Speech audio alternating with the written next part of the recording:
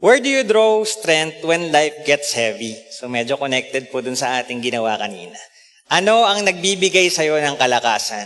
Kung sa Tagalog na slang, para saan ka bumabangon? Medyo branded lang yon. Pero yon, where do you draw your strength when life gets heavy? Anong nagbibigay sa'yo ng lakas? So marami tayong mga reasons, maraming mga bagay na nagbibigay sa atin ng kalakasan kung tayo'y dumaraan sa sitwasyon na tayo ay nabibigatan. 2 Corinthians chapter 12 was written by the Apostle Paul to defend his ministry against the attack of false teachers who are trying to question his authority and lead the Corinthian believers away from Christ. These false teachers presented themselves as superior by boasting of their supposed supernatural experiences and spiritual credentials. Sabi po sa 2 Corinthians chapter 11, 12 to 15, "And I will keep on doing what I am doing in order to cut the ground from under those who want an opportunity to be considered equal with us in the things they boast about. For such people are false apostles, deceitful workers, masquerading as apostles of Christ. And no wonder, for Satan himself masquerades as an angel of light. It is not surprising then if his servants also masquerade as servants of righteousness. Their end will be what their actions deserve." So ito pong chapter 12, even sa chapter 11 ng 2 Corinthians, nire-rebuke po ni Apostle Paul yung mga false apostles na pinagmamalaki nila yung kanilang mga supernatural experiences as followers of Jesus. But in reality, sinasabi lang po nila ang mga bagay na ito para itaas yung kanilang mga sarili. They boast of their spiritual experience not to honor Christ, but to exalt themselves and rob the glory from God. They deceive the church by elevating human achievement and outward display of spirituality rather than pointing to the sufficiency of Christ. Paul therefore responds by boasting of his own strength. Paul therefore responds not by boasting of his own strength, but by highlighting his weakness. So mababasa po natin sa simula ng chapter 12 na parang medyo nagyayabang din naman si Apostle Paul. Pinagmamalaki niya kasi yung may binabanggit purong person na sabi niya, kilala niya, according sa mga commentaries, siya po yun din-describe niya yung sarili niya. Ayaw lang niya sabihin na siya yun mismo. But, by this, he is showing that authentic Christianity is marked by dependence of God rather than self-promotion. In this passage, in our passage for today, Paul emphasizes the sufficiency of God's grace, declaring that the Lord's power is made perfect in weakness. This is a paradox. Maraming beses na po natin napag-usapan dito yung paradox. The weak are made strong. The humble are lifted up. And those who suffer find comfort in Christ. May today's message help us understand the sufficient grace of God, which breaks pride, builds trust, and brings strength to all who remain in Christ. Lord, guide us. May your Holy Spirit be with us as we study your word.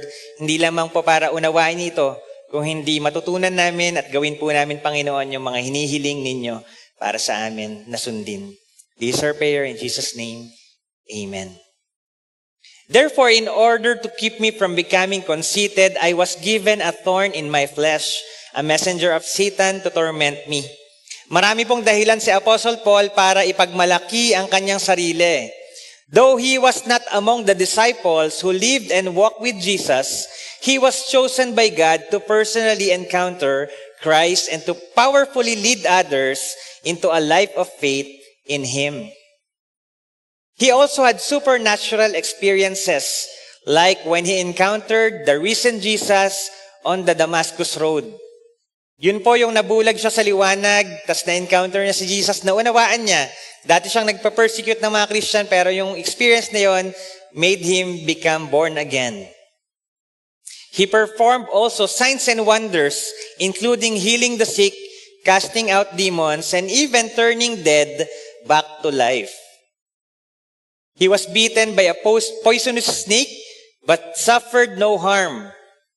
He talked to an angel during the shipwreck, and even spoke in tongues more than others. Pentecostal po siya. And demonstrated prophetic discernment in ministry. So karamihan po ng mga sinabi kong kwento, ng mga supernatural experiences ni Apostle Paul, mababasa po natin yun sa Acts, sa Book of Acts.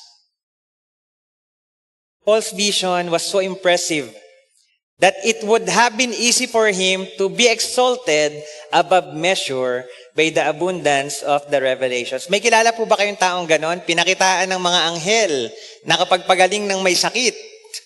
Ano pa? Na-meet niya si Jesus face to face. Marami pang ibang wonders. So parang ang dali pong magyabang, no, pag ikaw yung tao na ganon. Or kahit hindi ka magyabang, yung ibang tao, iba ang tingin sa'yo. He could have glorified in himself or caused others to glorify him because of his experiences. Very tempting po sa ating mga Kristiyano na itaas ang ating sarili tuwing nakaka-experience tayo ng mga success sa buhay. Sarap po kasing ipalandakan sa mundo that we are successful. When we achieve something, we often feel the urge to post it on social media so that others can see. Nung hindi pa uso ang social media, yung mga maikwento mo, no? Na kwento mo yun eh. Siyempre, ikaw ang magaling doon. Ganun yung mga kabataan, ganun yung magsalita ngayon eh. Kwento mo yan. Yan. So, i-elevate yung sarili. There's nothing wrong with sharing God's blessing. But if our motive is simply validation or fame, then we are misusing that technology that God has entrusted us. The true purpose of our victories is not to boast about ourselves, but to point others to the goodness and power of the Lord. Hindi dahil nilagyan mo ng hashtag blessed yung pinost mo sa Facebook na sports car, claim it, mga ganun, di ba? Minsan pera pa eh. Yan, pera na hindi mabilang, ang dami. Hashtag blessed, claim it. Tanong ko rin, saan ba kiniklaim yun? Hindi pa ako nakaka-claim eh. Hindi, ibig sabihin yung mga ganun na parang pagka pinost mo daw yung, yung post na yun, magkakaroon ka rin ng ganung yaman o kung ano man. At marami pang ibang mga posts actually. Even yung mga achievements nga na nagawa mo na. Meron pong research na tinatawag na envy spiral. Sino pong nakarinig na nito? Envy spiral. Ito po ay yung nagre-refer sa cycle of negative emotions triggered by social media use, especially on Facebook. So bagong research po ito, galing kay Krasnova et al. Their study found that when users see posts highlighting other successes, vacations, or happy moments, they often feel envy. This envy lowers life satisfaction and can even lead to withdrawal from the platform. However, the spiral happens because those same envious users then post their own carefully curated content to appear successful or happy, which in turn sparks envy in others. The process repeats, creating a self-reinforcing loop of comparison, envy, and dissatisfaction across the network. So nainggit ka kasi nakita mo siya na kumakain sa sangyupsal. So gusto mo next time ako rin kakain sa mas mahal na sangyupsal. Yan. So ipopost mo rin, tapos may iba na naman tao na makakita nun, then maaangatan ka na naman, makikita mo, hindi pwede. Dapat ako rin nakaka-experience ng mga ganong bagay. So nagiging cycle po siya. Because of our own selfish desire, yung ating pagiging envious, nagbibigay sa atin also ng pride. Pero sabi po sa James chapter 3:16, "For where you have envy and selfish ambition, there you find disorder and every evil practice." Philippians 2:3-4, "Do nothing out of selfish ambition or vain conceit. Rather in humility value others above yourself." not looking to your own interest, but each of you to the interest of the others. Paul's extraordinary experience could have easily led him to boast, but God allowed the thorn in his flesh to remind him that not greatness, is the true source of strength. The things that could have made Paul proud were balanced by a reminder that he needed the Lord. In this way, the thorn was not punishment, but protection. It guarded his heart from arrogance and kept him anchored in humility. Payag ka raw, meron kang superpower, pero may side effect. Mga ganun, no? Alam niyo po yun, nakikita niyo sa social media. Parang ganun. Si Apostle Paul, meron siyang mga extraordinary na experience. Dahil sa kanyang pagiging Kristiyano at lingkod ng Diyos, pero meron siyang karamdaman. The thorn in the flesh. Ibig sabihin po ng thorn na yun, anything with a sharp point, a thorn literally, but figuratively, an instrument producing pain, discomfort, or acute irritation.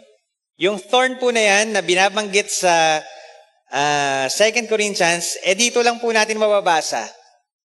Wala na pong ibang binanggit about dyan sa skolops na yan na Greek word. Ano po ba yung thorn in the flesh ni Apostle Paul? Hindi po kasi tinukoy sa Biblia. Kung ano po ba yung thorn in the flesh po na yun? Physical sickness ba siya? Sabi ron, merong messenger of Satan? Spiritual ba yun? Pero sabi po ng mga nag-aaral, pwedeng tatlong bagay. Una, pwedeng physical sickness. Early Christian writers propose eye disease or malaria, migraine or epilepsy. Pwede rin namang spiritual opposition. Others regards hostile individuals or false apostles as the messenger of Satan, seeing the thorns as persecution. Or a psychological struggle, mental health problem. Some modern commentators suggest deep emotional distress or anxiety for the churches. Yung information po na ito nanggaling ito sa Greek interlinear. So ano bang karamdaman ni Apostle Paul? Physical ba yun? Emotional? Spiritual? Hindi po natin alam. Whether Paul's thorn was a physical sickness, hostile opposition, or deep emotional struggle, Scripture leaves it undefined so that every believer can see themselves in his experience. The focus is not on the thorn itself, but on its purpose to humble Paul and to reveal that God's grace is greater than any weakness. In the end, the thorn reminds us that our struggles, whatever form they take, are not obstacles to God's work, but opportunity for His power to shine through our dependence on Him. What Paul teaches us here is that sometimes God permits weaknesses. God permits pain. God permits difficulties so that we can deepen our reliance on Him. So that we will not boast about our own. God breaks the pride by showing us that our sufficiency is never in ourselves, but always in Christ. Is there any area sa buhay mo, an area of pride in your life where God may be allowing a thorn so that you may learn to be content with His all-sufficient grace?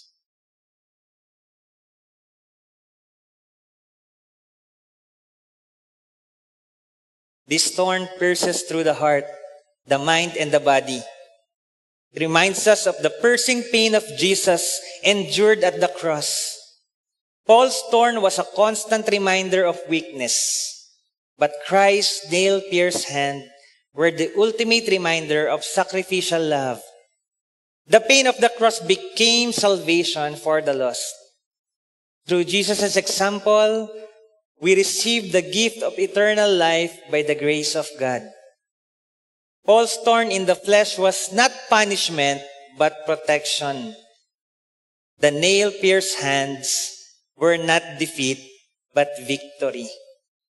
It transformed pain into power, weakness into strength, and death to life. Through the cross, we see that God's grace is sufficient and His power is perfected in weakness.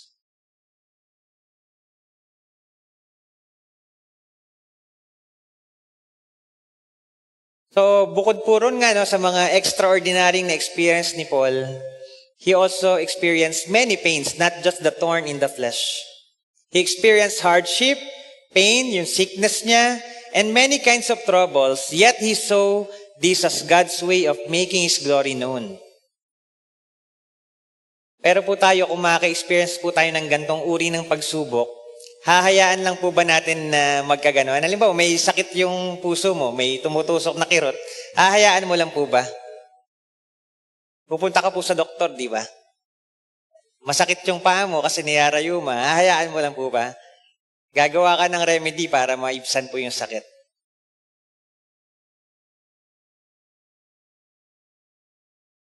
Sino po rito yung pagka meron siyang naramdamang sakit sa kanyang katawan o sakit sa kanyang damdamin, ang una niyang ginagawa ay nananalangin? So okay po yun. Hindi po masamang manalangin, hindi po masamang magpadoktor sa mga sakit na ating nadarama. Do we still lift up prayers for our brothers and sisters who are sick, believing that God can heal? Do we still share the burdens in our group chat? Yung group chat natin sa FBC, nagsisend tayo ng mga prayer concerns so others can join us in intercession? Do we still cry out to the Lord to lighten our heavy hearts and bring healing to our brokenness? Si Apostle Paul nga in-endure niya. Pero ang sagot po ron, yes po, we will still seek God. Mananalangin pa rin po tayo at ipapanalangin natin ang isa't isa. Iiyak at pagsusumbong pa rin po tayo kay Lord kung meron pang masakit sa ating mga puso. Submitting to His sovereignty does not mean that we stop praying or simply resign ourselves to whatever happens. Hindi porket alam mo na ang kalooban ng Panginoon, mamamatay din naman ako in the future, kakainin mo na yung mga bawal sa'yo. At hahayaan mo na nakunin ka na ni Lord. Meron ka pa rin pong action na ginagawa. Instead, it means we trust that He is in control even as we continue to bring our needs before Him, knowing that prayer leads us closer to God. Si Paul po, 3 times po siyang nakiusap sa Diyos natanggalin yung pasakit sa kanyang katawan. Or according sa ibang commentaries, yung 3 times doon ang ibig sabihin nun, maraming beses. He pleaded to God to remove the thorn or yung pain na kanyang na-experience. Pero, kinausap siya ni Lord. Sabi ni Lord, my grace is sufficient for you, for my power is made perfect in weakness. Kayo po ba kinakausap din kayo ni Lord? Anong sinabi sa'yo ni Lord? Yan yung mga medyo na nagbabasa ng mga showbiz na talakayan, no? Hindi lang showbiz, naging naging religion, naging political na. Yung issue na yon, na kinakausap daw kasi siya ni Lord. Tapos ginawang meme ng iba. Kinausap ka pala ni Lord eh. Tayo pong mga Kristiyano, alam natin na kinakausap tayo ni Lord. It's clear to us. At alam natin kung paano po nangyayari yun. Naniniwala ka ba na kinakausap ka ni Lord? O baka di kang isip mo lang ang mga yon? As believers, we are privileged not only to speak to God in prayer, but also to receive from Him. Sa midweek prayer meeting po natin, madalas kong nire-remind ang mga attendees that prayer is a two-way conversation. We lift our hearts to God and He speaks back to us through His Word, His Spirit, and His leading. That is why we must remain attentive not only to what we say, but to what He wants us to hear. Pag nananalangin po tayo, hindi lang ikaw ang nagsasalita. Sabi ka lang na sabi kay Lord. Nangungusap din po si Lord sa atin. Doon po niya tayo kinakatagpo. sa ating oras ng pananalangin. But we are not like the prophets of the Old Testament who received God's spoken word directly. Today, God's word has been already revealed to us through the scriptures. It is through the Bible, guided by the Holy Spirit, that we hear His voice and know His will. When we know His word, our trust in Him grows deeper. The scripture anchors our faith so that even when prayer seems unanswered, or when we plead with God and the waiting feels endless, pinag-pray natin na gumaling yung may sakit pero hindi po siya gumaling. Nagpe-pray tayo na magkaroon ng gantong trabaho pero ang tagal-tagal na wala pa rin yung gantong trabaho. But we do not lose hope. Ang sagot ng Panginoon nasa kanyang kasulatan. It reminds us that He is faithful and His promises never fail. That is why we continue to surrender everything to Him. Trusting God's timing doesn't mean doing nothing.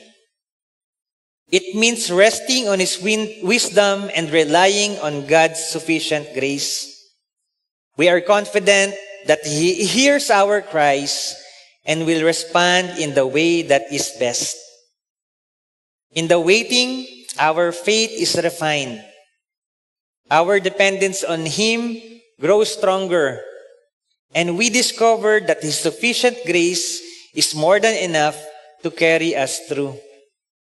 Philippians 4:6-7, do not be anxious about anything, but in every situation, by prayer and petition, with thanksgiving, present your requests to God.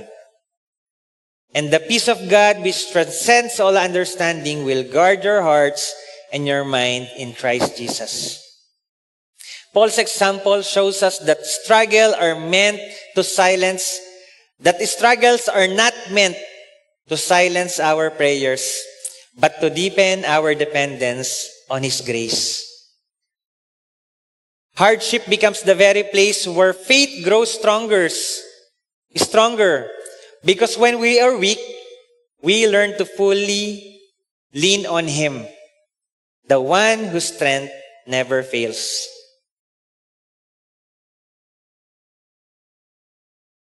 Sabi ni Paul sa prayer niya, sabi ng isang commentator,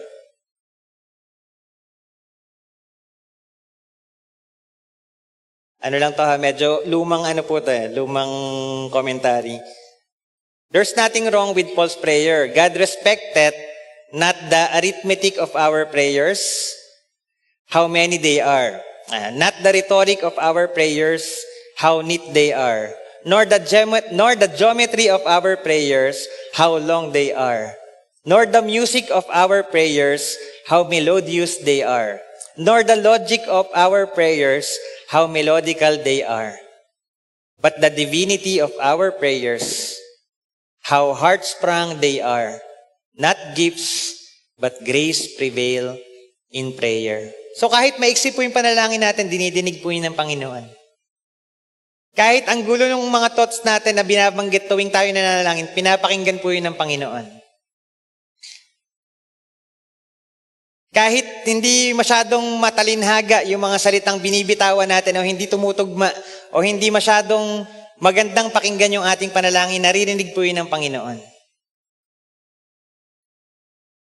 Ang importante po sa Panginoon ay yung puso mo sa pananalangin. And that will humble us. Hindi kailangan ng Panginoon yung pinagmamalaki mong pananalangin. Ang kailangan ng Panginoon ay yung puso mong tapat na dumudulog sa Kanya.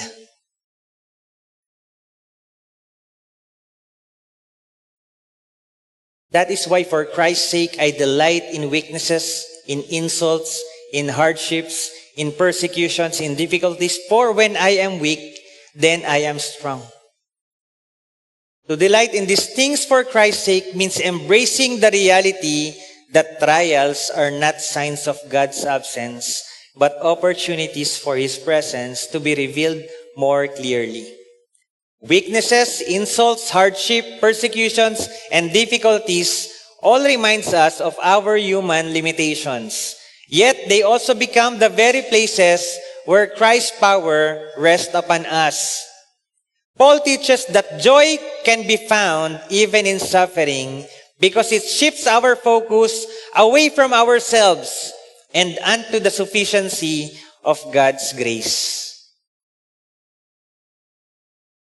Delighting in struggle does not mean enjoying pain or pretending that it doesn't hurt. Hindi po tayo nag-e-enjoy sa hirap at dusa. Wala naman pong nag-e-enjoy sa hirap at dusa. Ibang uri po ng mga tao yon.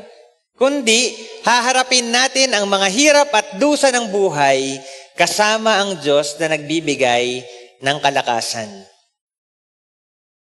Every insult tests humility. Every hardship builds perseverance. Every persecution strengthens conviction. And every difficulty develops our dependence on God.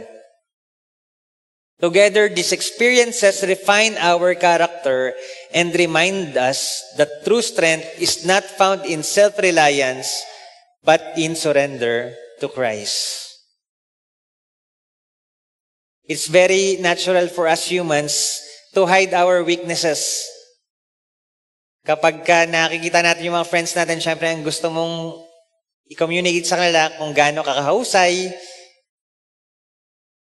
gaano ka ka-okay, ayaw mong ipakita na meron kang problema, ayaw mong ipakita na weakness mo tong gantong bagay.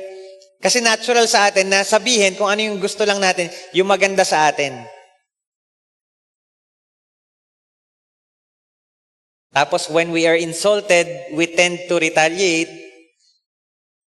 Pag merong nasabing hindi maganda sa atin, ayaw nating pumayag, ayaw nating magpakumbaba, gusto nating gumante, at saktan din yung tao na yun, at sabihan din siya ng hindi magandang bagay. When hardship comes, we often deny or avoid them. Ini-ignore natin na meron tayong problema, wala kang pangbaon sa eskwelahan sa araw na ito, o bukas. Hindi mo kayang bayaran yung tuition fee mo, may bill ka sa kuryente na hindi mo kayang bayaran, kulang ang pera mo. Minsan ini-ignore natin yun. We fear persecution because of our faith and convictions. Ayaw nating sabihin sa mga kaibigan natin, classmates or kaopisina na Christian tayo kasi baka ibuli nila tayo. Sometimes we are not prepared to face life's difficulties as Christians. Gusto natin we just go on the flow. But as true believers, we are called to share in the sufferings of Christ. We must not grow comfortable with the pleasures of this world. Instead, we lean on the grace that sustains through pains and trials. The Christian life is a paradox of weakness and strength. We are weak in ourselves but strong in Christ. We are dependent, yet we are secure. We are nothing, yet we possess everything.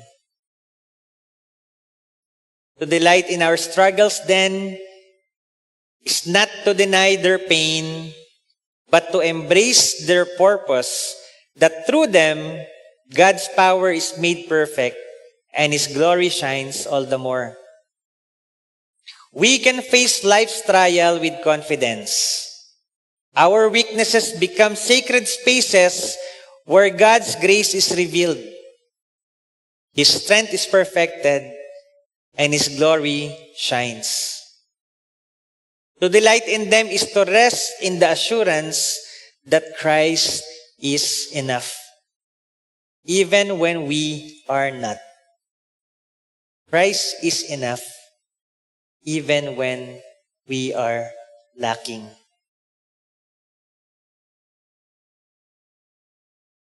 What sustains you when the thorn of suffering pierces deeply into your heart and leaves you overwhelmed and weak? How can you develop the strength for the journey as a Christian?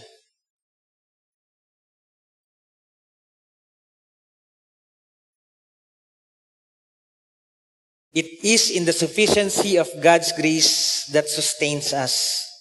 Paul's testimony reminds us that suffering is not wasted because it humbles our pride. It teaches us to trust in Christ's power and reveals that true strength is found not in ourselves, but in Him. When weakness overwhelms, grace becomes the anchor that supports strength and satisfies the soul. Let's pray.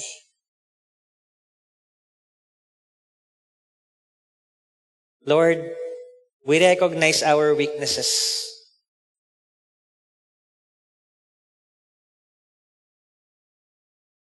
Alam po namin, Panginoon, na hindi kami mga perpektong Kristiyano. Hindi namin kayang gawin ang lahat, Panginoon, para sa aming mga sarili. But your grace is enough for us. Salamat, Panginoon, dahil hindi man po kami karapat-dapat na pamamagitan ng inyong anak na si Jesus ay tinanggap niyo po kami bilang inyong maging anak. We thank you, Lord.